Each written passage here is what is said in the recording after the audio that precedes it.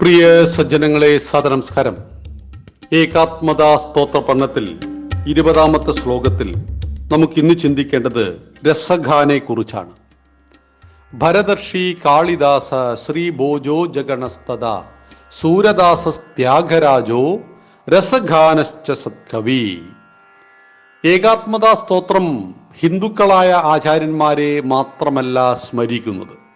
അതിൽ ജൈനനും ബുദ്ധനുമുണ്ട്, ഇസ്ലാമുമുണ്ട് എന്നറിയണം. ഇസ്ലാം മത വിശ്വാസിയായി എന്നത് മഹത്വത്തിന് ഒട്ടും കുറവ് നൽകുന്നില്ല. APJ അബ്ദുൽ കലാമിനെ കുറിച്ച് നാം കേട്ടിട്ടുണ്ട്. ഭാരതം കണ്ട ഏറ്റവും മഹാനായ രാഷ്ട്രപതിമാരിൽ ഒരാളാണ്. അദ്ദേഹത്തിൻ്റെ മരണം പോലും അസൂയാവഹമായിരുന്നു. അത്രയേറെ ഭാരതത്തെ സ്നേഹിച്ച, അത്രയേറെ നന്മകൾ ലോകത്തോട് ചെയ്ത അദ്ദേഹം ഇസ്ലാം മത വിശ്വാസിയായിരുന്നു. ഒരു ദേശീയ മുസ്ലിമായിരുന്നു. താൻ മതം ഇസ്ലാമാണ്, പക്ഷെ എൻ്റെ രാഷ്ട്രം ഭാരതമാണ്, എൻ്റെ സംസ്കാരം ഭാരതീയമാണ് എന്ന് തിരിച്ചറിഞ്ഞ ഇത്തരം മഹാത്മാക്കളിൽ രസഖാൻ, സയ്യദ് ഇബ്രാഹിം എന്ന രസഖാൻ 1558 അമരോഹയിൽ ജനിച്ചു. ഒരു ജമീന്ദാറുടെ സമ്പന്ന കുടുംബത്തിലായിരുന്നു ജനനം. തൻ്റെ അടുത്ത വീട്ടിലെ ഒരു വൈശ്യബാലനിൽ സയ്യദ് ആകൃഷ്ടനായി. ഒരു നിമിഷം പോലും ബാലനെ കാണാതെ വയ്യ എന്നവസ്ഥ. ആരോ കളിയാക്കി പറഞ്ഞു, യശോദയ്ക്ക് കൃഷ്ണൻ എന്ന പോലെ. അപ്പോൾ തന്നെ പേർഷ്യൻ ഭാഷയിൽ തർജ്ജമ ചെയ്ത് ഭാഗവതം വായിക്കാൻ തുടങ്ങി. ശ്രീകൃഷ്ണൻ 1000 കാമദേവന്മാർക്ക് സമമാണെന്നും ഭക്തന്മാരുടെ യോഗക്ഷേമം നോക്കുമെന്നും മനസ്സിലാക്കിയ സയ്യദിന്റെ മനസ്സു നിറയെ അങ്ങനെ ശ്രീകൃഷ്ണ ഭഗവാനായി. പിന്നീടുള്ള ജീവിതം സയ്യദ് വൃന്ദാവനത്തിലാണ് ചിലവഴിച്ചത്. കാവ്യരചനയ്ക്ക് ഉപയോഗിച്ച് തൂലികാ നാമമാണ് രസഖാൻ എന്നുള്ളത്. വൃന്ദാവനത്തിൽ അക്കാലത്ത് ശ്രീ വല്ലഭാചാര്യ പരമ്പരയിലെ ഗോസ്വാമി വിടൽനാഥ് ഉണ്ടായിരുന്നു. ഒരു മുസ്ലിം ഭക്തൻ തന്നെ ശിഷ്യനായി സ്വീകരിക്കണമെന്ന് ആഗ്രഹിക്കുന്നു എന്ന് കണ്ട അദ്ദേഹം സന്തോഷത്തോടെ രസഖാനെ പുഷ്ടിമാർഗ ദീക്ഷ നൽകി. അന്നു മുതൽ അദ്ദേഹം പ്രേമഭക്തിയുടെ കവിയായി മാറി. മധുര വൃന്ദാവന പരിക്രമവും കാവ്യരചനയുമായിരുന്നു അദ്ദേഹത്തിൻ്റെ ജീവിതചര്യ. ശ്രീകൃഷ്ണ പ്രേമമറിയാത്ത ജീവിതം വെറുതെ പാഴാവുന്നു എന്നാണ് രസഖാൻ പാടുന്നത്.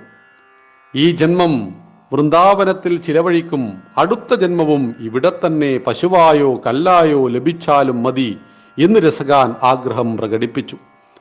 ശങ്കരനും ബ്രഹ്മാവും സൂര്യനും ചന്ദ്രനും അനന്തനും ഇന്ദ്രനുമെല്ലാം ഏതു പരബ്രഹ്മത്തെ സദാ സ്തുതിക്കുന്നുവോ ആ പരബ്രഹ്മമിതാ കുറച്ചു മോരിനു വേണ്ടി ഗോപികമാരുടെ മുന്നിൽ തുള്ളിക്കളിക്കുന്നു എന്ന മട്ടിലാണ് രസഖാന്റെ കവിതകളുടെ ആശയം.